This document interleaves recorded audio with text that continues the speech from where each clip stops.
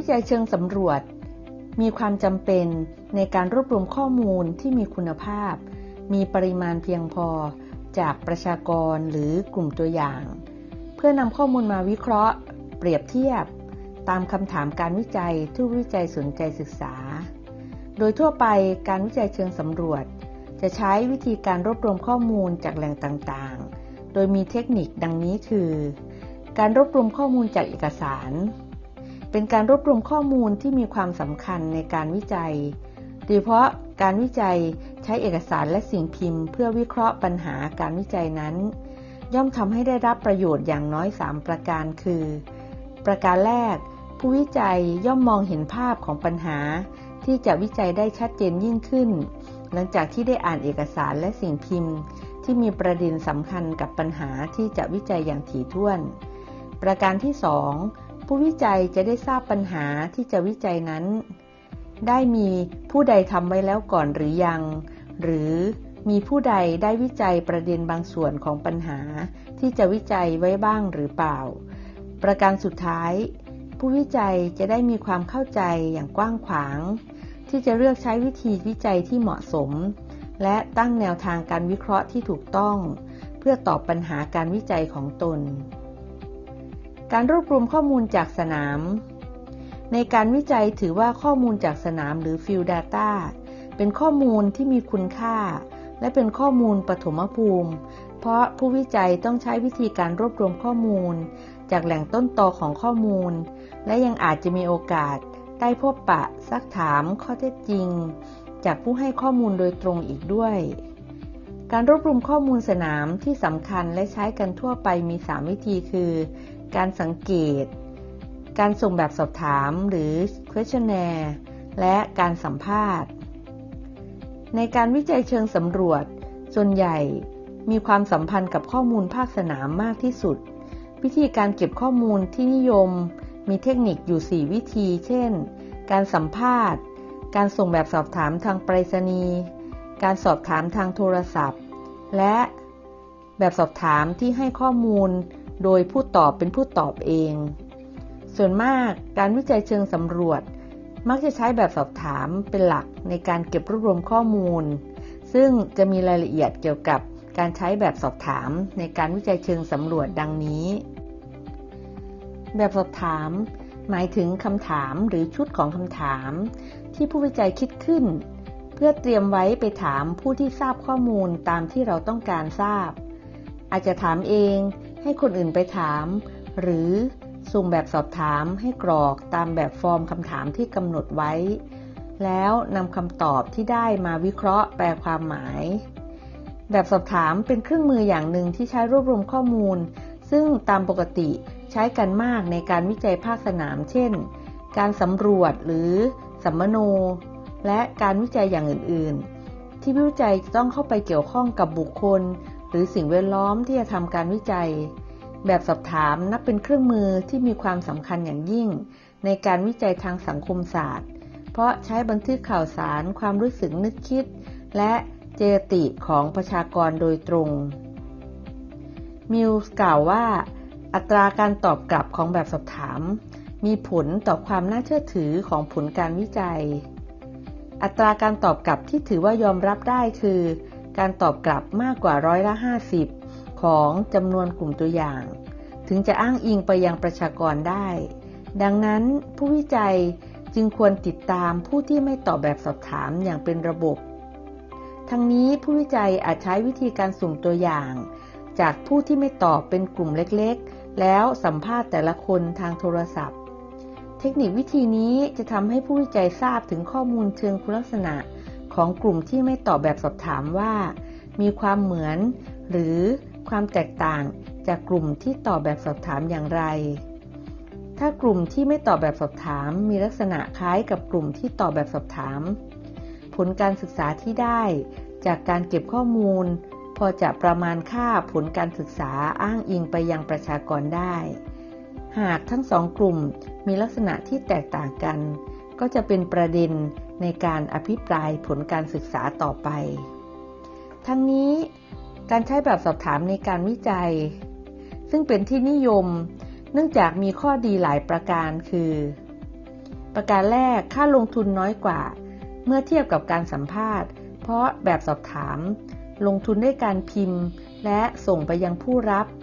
ส่วนการสัมภาษณ์ผู้วิจัยต้องออกไปสัมภาษณ์ทีละคนย่อมเสียเวลาและค่าใช้จ่ายมากการส่งแบบสอบถามทางไปรษณีย์จะไปถึงผู้รับแน่นอนกว่าการออกไปสัมภาษณ์ซึ่งผู้ตอบอาจจะไม่อยู่บ้านอาจจะไม่ว่างหรืออาจจะไม่ยินดีพบผู้สัมภาษณ์นอกจากนี้การส่งแบบสอบถามไปให้คนจำนวนมากย่อมสะดวกกว่าการสัมภาษณ์มากแบบสอบถามจะไปถึงมือผู้รับได้ทุกแห่งในโลกที่มีการติดต่อสื่อสารเข้าไปถึงแบบสอบถามที่ดีผู้ตอบจะตอบอย่างสะดวกใจมากกว่าการสัมภาษณ์เพราะไม่มีการพบปะซึ่งหน้ากันถ้าสร้างแบบสอบถามให้ดีแล้วการวิเคราะห์ข้อมูลจะทำได้ง่ายกว่าการสัมภาษณ์นอกจากนี้เราสามารถควบคุมให้แบบสอบถามถึงมือผู้รับได้ในเวลาไล่เลี่ยกันจึงทำให้การตอบแสดงความคิดเห็นของสถานการณ์ในเวลาที่ใกล้เคียงกันได้เป็นการควบคุมการตอบได้แบบหนึ่งผู้ตอบแบบสอบถามต้องตอบข้อความที่เหมือนกันและแบบฟอร์มเดียวกันเป็นการควบคุมสภาวะที่คล้ายกันทำให้สรุปผลการศึกษาได้ดีกว่าการสัมภาษณ์ส่วนข้อด้อยของการใช้แบบสอบถามก็มีหลายประการเช่นกันคือแบบสอบถามมักจะได้รับการกลับคืนมาจำนวนน้อยโดยปกติแบบสอบถามควรมีขนาดสั้นกระทัดรัดดังนั้นจึงมีข้อคำถามได้ในจำนวนที่จำกัดคนบางคนมีความลำเอียงต่อการตอบแบบสอบถามเนื่องจากได้รับบ่อยเหลือเกินหรือมีประสบการณ์เกี่ยวกับการตอบแบบสอบถามที่ไม่ดีมาก่อน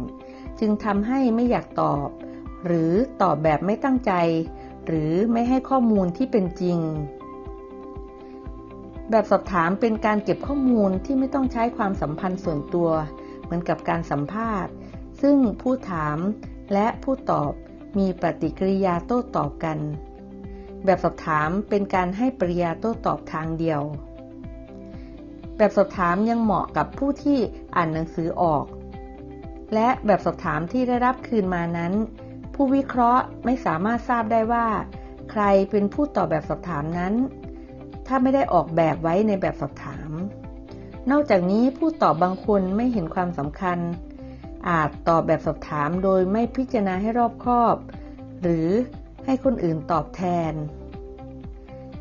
ในตารางต่อไปนี้จะเป็นการสรุปข้อดีข้อด้อยของวิธีการเก็บข้อมูลแบบต่างๆในการวิจัยเชิงสำรวจมีรายละเอียดดังนี้ค่ะวิธีแรกการส่งแบบสอบถามทางไปรษณีย์ข้อดีคือมีความมั่นใจในการเข้าถึงกลุ่มเป้าหมาย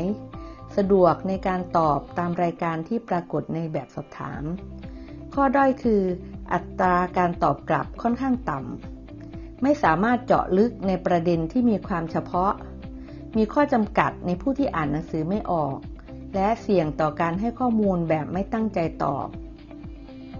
วิธีการต่อมาการใช้อีเมลหรือใช้ Google Survey ข้อดีคือสะดวกรวดเร็วและข้อดีอื่นๆเหมือนการส่งแบบสอบถามทางไปรษณีย์แต่มีข้อด้อยคือมีข้อจำกัดในคนที่ใช้เทคโนโลยีไม่เป็นมีความเป็นไปได้ที่คนเดียวแต่ตอบหลายรอบและข้อด้อยอื่นๆก็เหมือนการส่งแบบสอบถามทางไปรษณีย์อีกวิธีหนึ่งคือการสอบถามทางโทรศัพท์มีข้อดีคืออัตราการตอบกลับสูงได้ข้อมูลอย่างรวดเร็วสามารถระบุแหล่งข้อมูลหรือผู้ให้ข้อมูลที่ชัดเจนได้ข้อด้อยคือต้องมีหมายเลขโทรศัพท์อย่างครบถ้วนอาจจะไม่ได้ข้อมูลเชิงลึกและผู้เก็บข้อมูลต้องได้รับการฝึกฝนในการพูดจาทางโทรศัพท์ที่ชัดเจนวิธีการแจกแบบสอบถามให้ตอบด้วยตนเองมีข้อดีคือได้ข้อมูลที่ครบถ้วนเนื่องจากผู้เก็บข้อมูลได้ใกล้ชิดกับผู้ให้ข้อมูลแต่ข้อด้อยคือใช้เวลาในการเก็บข้อมูลมากและผู้เก็บข้อมูลต้องได้รับการฝึกฝนส่วนวิธีการสัมภาษณ์ข้อดีคือสามารถถามเจาะลึกซักถามให้อภิปรายเกี่ยว กี่ยวกับประเด็นที่ต้องการได้ข้อมูลครบถ้วนสามารถบันทึกเทปไว้สำหรับวิเคราะห์ข้อมูลภายหลังได้และมีความยืดหยุ่นสูงในการตั้งคำถามข้อด้อยคือใช้เวลาในการเก็บข้อมูลมากมีข้อจำกัดในผู้ให้สัมภาษณ์ที่ต้องการปกปิดตนเองอาจเกิดความลำเอียงได้มีความยุ่งยากหากต้องนำข้อมูลมาให้ค่าคะแนนและผู้เก็บข้อมูลจะต้องได้รับการฝึกฝนเป็นอย่างดี